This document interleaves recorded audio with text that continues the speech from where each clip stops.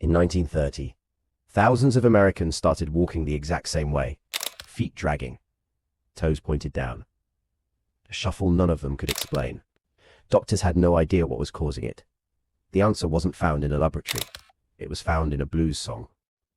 To understand this, you have to go back to Prohibition. Alcohol was illegal. Medicine wasn't.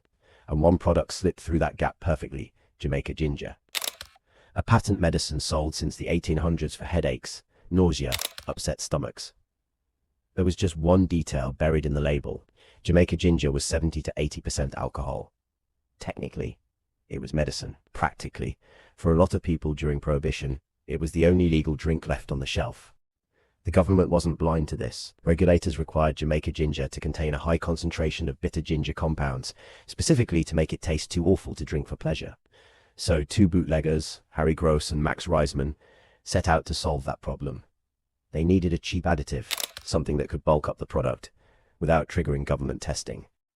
What they landed on was a chemical called triorthocresyl phosphate, TOCP for short. At the time, it was believed to be harmless. It wasn't. TOC is a slow-acting neurotoxin, one that quietly damages the nerve cells controlling muscle movement long before any symptoms ever appear.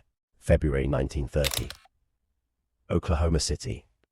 A 34-year-old doctor named Goldfein sees a patient stumble into his office, barely able to walk. The man says he strained his legs lifting a car. Within days, his feet go numb. Then they go limp. Entirely. Goldfein suspects polio. He suspects lead poisoning. The blood work rules out both. He has no idea where to start, because nothing like this has a name yet. While doctors are still stumped, something strange is already happening 2,000 miles away in poor communities across the South. Blues musicians, men living through the exact same epidemic, are already writing songs about it. They didn't need a laboratory to notice what everyone getting sick had in common. They'd all been drinking Jake. By the time doctors caught up to what blues singers already knew, tens of thousands of people were affected. The condition got a name: Jake leg. Victims lost the ability to lift their toes, so they were forced to raise their knees high with every step, just to keep their feet from dragging. Toe touching down first, then the heel. Over and over, it made a distinctive sound as people walked. Tap click, tap click. For some, the damage faded. For most, it didn't.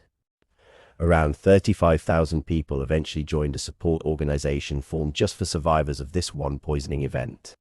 But the true number affected was never fully counted. Estimates run anywhere from 50,000 to as many as 100,000 Americans. Gross and Reisman were eventually caught and eventually prosecuted. But by the time anyone held them accountable, the damage had already spread across the entire country. And for the people whose paralysis never fully healed, no prosecution was going to give them their legs back. Here's the pattern worth sitting with. A product marketed as medicine. No safety testing before it reached the public.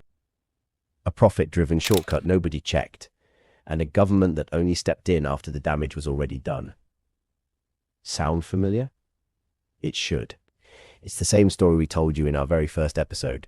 Just a different bottle, a different decade, a different chemical. The law changed in 1938 because of disasters like this one. But 60 years later, in 1994, a new law quietly opened the exact same loophole back up. History doesn't repeat itself. It just changes packaging. If you haven't seen where this story leads next, go watch episode 1. Link right there. Thanks for watching. Don't forget to subscribe and leave a comment. Tell us what you think about our story.